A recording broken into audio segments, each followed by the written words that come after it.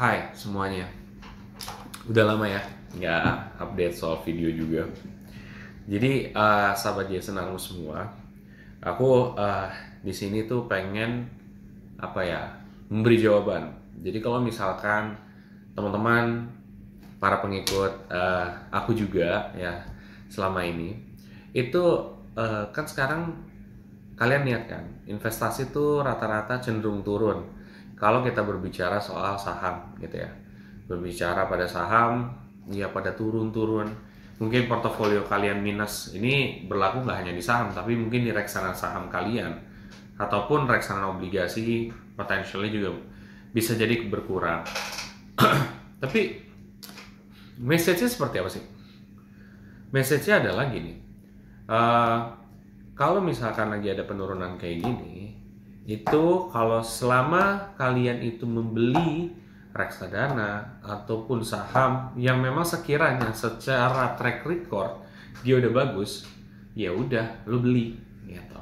Jadi padahal kan harganya lagi turun banget, lagi drastis, nanti portofolio minus dan lain sebagainya. Buat gua kalau kayak gitu adalah opportunity, kesempatan. Karena orang-orang yang successful, yang benar-benar kaya itu dia yang memanfaatkan opportunity di saat orang lain tuh nggak terlalu suka terhadap itu. Itu kayak misalkan Warren Buffett, dia ngebeli saham yang memang sekiranya orang nggak ada pikir itu bakal naik, ternyata ujung-ujungnya naik gitu kan. Di saat orang-orang yang nggak banyak peduli soal itu, justru disitulah kesempatan untuk masuk. Ya di saat lagi harganya murah itu main masuk.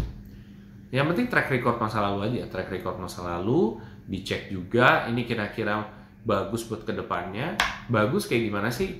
Ya pikir pakai nalar aja lah gitu. Maksudnya kalau kamu nggak bisa analisa saham secara detail gitu, atau mungkin analisa reksadana secara detail, ya kita ngomong saham dulu lah.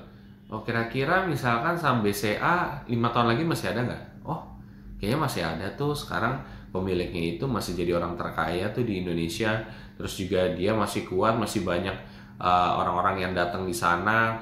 Ya udah, itu udah kejawab kan. Berarti ya, walaupun misalkan ada penurunan pada perbankan tersebut misalkan, ya berarti potentially masih hidup nih berapa tahun lagi. Kayak gitu guys gitu.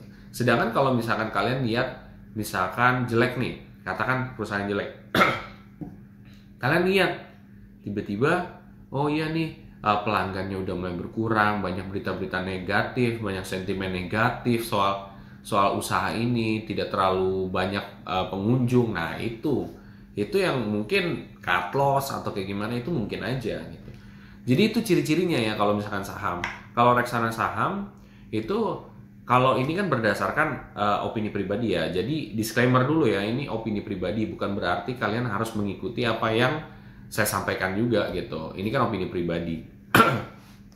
Kalau reksadana saham atau reksadana obligasi, ya lihat performance masa lalunya tuh kayak gimana. Setiap mereka ada penurunan, mereka naik nggak? Naiknya itu di saat momen kapan? Itu kan biasanya ada grafiknya. Dari grafiknya kalian bisa pelajari tuh. Itu paling simple banget kalau teman-teman yang nggak tahu banget soal investasi, terutama reksadana, itu di situ. Nanti kalau udah tahu baru main adanya AUM, adanya reputasi, ya adanya track record masa lalu, award, terus juga ada lagi expense ratio dan lain sebagainya. Itu banyak. Cuman kalau misalkan teman-teman yang masih beginner ya coba aja gitu. Saya perhatiin ini gimana nih gitu ya. Grafiknya dia turun terus habis itu dia naik lagi nggak? Naiknya itu di tanggal berapa atau di bulan berapa gitu. Karena pasti investasi tuh gitu guys. Maksudnya ada masa-masanya dia tuh jatuh ke bawah, ada masa-masanya dia naik ke atas. Nah, ini juga buat reksadana di 2024. Jadi mungkin teman-teman juga ada pertanyaan nih, reksadana 2024 gimana Jess gitu ya. Kalau buat gua reksadana di 2024 ya masih bagus-bagus aja. Dan as always setiap tahun tuh begitu. Ya jadi bukan jadi rahasia yang gimana-gimana sih sebenarnya. Ya masih bagus-bagus aja. Kenapa bagus? Ya kalau misalkan oh iya portofolio turun dan lain sebagainya, itu biasa. Berarti di beberapa bulan itu emang lagi jelek aja gitu. Dan nanti akan ada momen di beberapa bulan, misalkan entah di April, entah di Mei, itu contoh ya. Ternyata dia naik, boom, langsung naiknya kenceng. Mungkin aja. Jadi bisa melakukan yang namanya strategi cost averaging, beli per bulan. Jadi kalian bisa dapat harga lebih murah. Nanti ketika naik kamu bisa dapat hasil yang bagus. Kayak gitu-gitu itu bisa strateginya guys. Gitu. Jadi manfaatin momen yang ada aja. Kalau mau dibilang bagus ya investasi itu gitu. Ada momen-momennya juga. Ada yang lagi jelek, ada yang lagi bagus. Tapi yang lagi jelek bukan berarti kamu kabur gitu ya. Tapi kamu malah memanfaatkan opportunity itu untuk misalkan top up ataupun untuk invest gitu. Itu sih kalau misalkan learning lesson dari aku pribadi gitu. Ini mungkin sering didengerin orang tapi kayak ini beneran nggak ya, atau mereka mau dapat duit doang nih dari saya misalkan gitu, atau mungkin dapat duit dari kamu gitu ya. Gak gitu. Pada saya itu emang teorinya seperti itu. Selama kamu udah milih produk yang bagus ya, ya seperti yang saya bilang tadi, ya maka udah yakin aja gitu. Yakin, awasi, evaluasi, udah. Penting udah jalan aja. Naik turun itu hal biasa. Itu dalam investasi. Oke, disclaimer lagi sebelum diberikan kesimpulan bahwa investasi itu pasti ada resiko. Ya, resiko itu bisa jadi penurunan, bisa jadi likuidasi, bisa jadi macam-macam gitu ya, resiko yang lain-lain juga ada ya.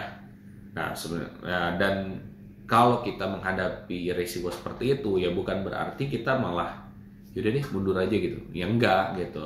Kita bisa memanfaatkan masing-masing lagi misalkan lagi turun. Nah, justru bukannya kita kabur atau gimana-gimana gitu loh. Atau mungkin malah pindah aset. Kalau aku sih lebih prefer fokus di situ, malah beli gitu di saat murah itu. Kayak gitu sih, itu learning lesson banget sih.